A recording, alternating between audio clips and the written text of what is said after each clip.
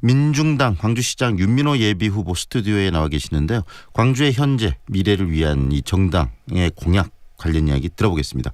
윤민호 후보 안녕하십니까? 네, 안녕하십니까? 지금 민중당 광주시장 후보신데요. 민중당 소개부터 좀 해주시겠습니까? 예, 민중당 하면 우리 청취자분들께서 생소하실 수 있는데요. 2014년에 박근혜 정부 민주주의 파괴의 상징적 사건인 통합진보당 해산 사건을 여러분들 잘 알고 계실 겁니다. 네. 저희 민중당은 통합진보당 소속의 정치인들, 당원들 그들이 함께 참여하면서 진보의 가치를 계승해 오고 있는 정당입니다. 그러다 보니까 민중당이 작년에 창당되긴 했는데요. 네. 현재 광주 지역에 보면 민중당 소속 시의원이 1명 계시고요. 기초원 네. 같은 경우에는 각 구별로 한두 분씩 계셔서 총 광주에 8명 해서 네. 민중당 소속 지방의원단이 9명이 현재 활동하고 있습니다. 네, 또 꾸준히 계속 활동해 오시고 또 역할들도 많이 하고 계시는데요. 예. 방금 말씀하신 것처럼 통합진보당의 지금 뭐 당이 해산된 이후에 새롭게 만들어진 정당이라는 말씀이시지 않습니까? 그러면 가치도 뭐 진보의 가치는 계속 이어오시고 계실 것 같은데 어떻습니까? 예, 진보의 가치 계속 이어오고 있습니다. 지난 촛불혁명이 뭐 박근혜 정부에 대한 심판이기도 하지만 네. 기성 대의 정치에 대한 심판이기도 하거든요. 네. 특히 이제 촛불을 들었던 우리 노동자, 농민, 뭐 청년, 자영업자, 우리 여성 엄마들 이들이 직접 정치를 하겠다. 특히 이제 얼마 전에 교육부 고위관리자의 그 민중들은 개돼지다 네. 이 발언 복직 승소 판결로 국민들의 아무튼 감정들이 부글부글 하고 네. 있지 않습니까? 네. 그래서 이제 더 이상 그들에게 정치를 맡기어서는 평생 개돼지 취급받는 거 아니냐. 그래서 이제 우리가 직접 정치를 한번 하자. 이렇게 해서 만들어진 정당이 민중당입니다. 네, 당명도 그래서 민중이 직접 정치에 참여하는 정당, 그래서 민중당이라고 지으신 것처럼 보이는데요. 네네. 유권자들 이렇게 만나시면서 지금 광주시장 선거 후보로 지금 나오셔 예비비 후보로서 활동하고 계시니까요.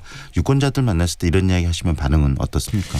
일단은 민중당 다소 생소해 하시고요. 네. 그래서 이제 통합진보당 해산하고 이후에 다시 그 정치인들이 모여서 정당을 만들었다 이러면 관심을 많이 보여주십니다. 특히 이정희 대표는 뭐 하고 계시냐 이런 질문들을 많이 하시더라고요. 네, 이정희 대표 저희 방송에도 직접 스튜디오에 출연하셔서 여러 가지 뭐 진보적 가치 그다음에 우리 사회 소외계층의 문제를 해결하시겠다고 이야기하시고 그러셨는데 그런 가치들 계속 지금 민중당이 이어오고 계신다라고 이해가 되고요.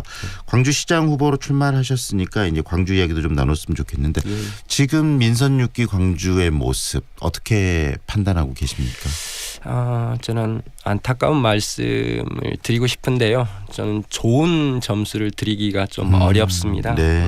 어떤 점에서 그렇죠? 처음으로 이제 시민시장을 표방하고 나오셨지 않습니까? 네. 윤장현 시장께서. 근데 이전 시장님들하고 별반 차이가 없습니다. 오히려 이제 기대가 컸던 만큼 실망이 더 큰 경우가 많거든요. 특히 이제 작년에 5월 달에 시민들이 모여서 시민총회라는 것을 했어요. 그래서 이제 광주가 이런 정책을 통해서 광주가 변화했으면 좋겠다. 이래서 이제 10대 의제라는 것을 선정했거든요. 네. 그중에 이제 고교 전 학년까지 무상급식을 실시해 달라. 이게 이제 총회 의제로 꼽혔어요. 네. 당시에 참석하신 뭐 윤장현 시장께서 이것은 교육감의 의지 또 교육청의 재정만으로는 어렵다. 그래서 시가 반드시 돕겠다. 네. 이렇게 약속을 하셨단 말이죠. 네. 그런데 작년 말 올해 예산을 책정할 때는 세계 수영 선수권 대회 또 지하철 2호선 건설하려고 하다 보니까 광주시 재정이 없다. 미안하지만 어렵겠다 이런 말씀을 하셨어요. 네. 과연 이게 시민에 의한 시정인가. 그러다 보니까 오히려 더 실망감이 저는 크다 이런 말씀을 드리고 싶고요. 네. 또 광주형 일자리 말씀을 주로 많이 하셨거든요. 저는 광주형 일자리가 실현만 된다면 참 좋은 것이다 이렇게 생각을 하는데 문제는 지금 이제 4년이 지났어도 전혀 알맹이가 없거든요. 그래서 어떤 분들은 뭐 광주형 일자리가 사골국이냐 이제 그만 우려 먹어라 이런 말씀도 하고 계십니다. 근데 그 자리를 대신한 알맹이는 들려오는 소식으로는 뭐 인사비리 측근비리 이런 게 대신하고 있어서 네. 대단히 박한 점수를 줄 수밖에 없다 이렇게 현재 말씀드리고 광주 싶습니다. 시정에 대해서 상당히 부정적인 시각을 갖고 계시는데 그렇다면 이 민중당이 그 집권을 하고 우리 이제 윤 후보께서 만약 광주시장이 되신다면 어떤 모습의 광주시를 운영하고 싶으신지도 이야기해 주시죠. 네, 저는 이제 시장 후보에 등록하면서 저의 슬로건을 그렇게 잡았습니다. 여러분이 광주시장입니다. 그동안 많은 단체장들이 나오면서 똑같이 했던 말이 있거든요. 시민을 위한 행정을 펼치겠다. 그러고 나서 이제 행정을 펼치시면서는 거의 시장을 위한 행정만을 펼치셨거든요. 저는 시민을 위한 행정에서 시민에 의한 행정으로 저는 패러다임을 전환시켜야 된다. 이렇게 말씀드리고 싶습니다. 결국은 시민들이 직접 시정에 참여하도록 하겠다는 말씀이시지 않습니까? 네. 구체적으로 어떤 식으로 시민들의 참여를 유도해 내실 수 있을까요? 그래서 저의 이제 핵심 공약 중에 하나가 저는 시민에 의한 행정은 시민에게 권력을 나누는 것에서부터 출발해야 된다. 네. 이렇게 말씀드리고 싶습니다. 그래서 공동 부시장 제도를 아까 말씀드렸던 노동자, 농민, 청년, 자영업자, 여성 등등 해서 각계각층이 참여하는 공동 부시장 제도. 그래서 네. 그들이 합의해서 정책을 내오면 시장은 관계 공무원들이라든지 여러 가지 재정을 투여해서 할 수 있게끔 해서 그들이 실제 공동 부시장과 같은 네. 권한과 역할을 행사할 수 있도록 저는 그렇게 하고 싶습니다.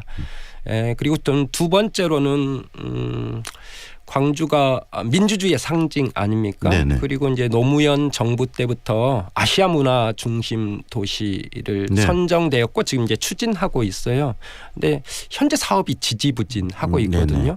전 첫 단추가 잘못 끼워졌다 이렇게 어떤 생각합니다. 점에서 잘못 끼워졌다고 생각하십니까? 그러다 보니까 아시아 문화 중심 도시 이 선정된 이후에 지금 보면 도청 별관의 철거 논쟁 다시 또 이제 5월 그 사적지 네. 복원 논쟁 전 이것이 왜 논쟁이 되어져야 되는지 잘 모르겠습니다. 저는 아시아 문화 중심 도시의 저는 상징이 뭐겠냐 정체성이 뭐야 되는가 저는 그 첫 자리에 바로 5.18 민중항쟁의 정신이 자리매김해야 된다. 네. 그렇다면 문화라는 게 단순히 산업으로 접근하는 것이 아니라 삶의 양식 또 우리 자랑스러운 민주주의 역사가 네. 꽃 피워질 수 있게끔 만들어주는 거 저는 이렇게 되어졌어야 되는 거 아닌가 싶습니다. 그래서 저는 철학과 역사성 이것을 다시 좀 제자리를 찾게끔 해서요.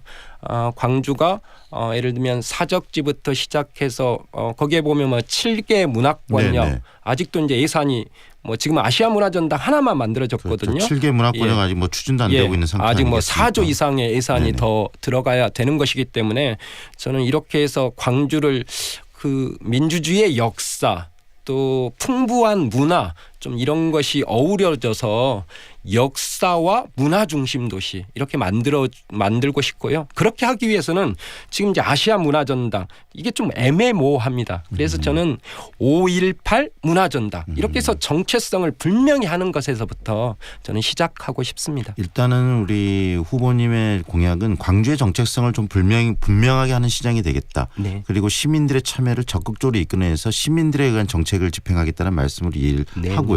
아까 공동부시장제 잠깐 이야기하셨는데 좀 궁금한 게 네. 노동자, 농민들 여러 계층의 의견들을 수렴하는 건 좋은데 네. 그렇게 됐을 때 그런 어떤 계층 간의 갈등이나 정책 그 수립에 있어서 그런 부분들도 생길 수 있는데 그런 우려는 없으신가요? 네. 누군가가 말씀을 하셨던 민주주의는 좀 시끄러워야 된다고 좀 다소 저는 뭐 갈등이 있을 수 있다. 근데 저는 믿어야 된다 이렇게 생각합니다. 그렇게 서로 토론과 논의를 하다 보면 성숙하고 또 그들 모두가 자기의 입장보다는 저는 광주 발전을 더 우선시 두는 그런 마음들을 다 갖고 계시리라 믿습니다. 네, 선한 대의를 가지고 있을 것이라고 생각한다는 말씀 그리고 그 속에서 정책을 하시겠다는 이야기로 들리고요.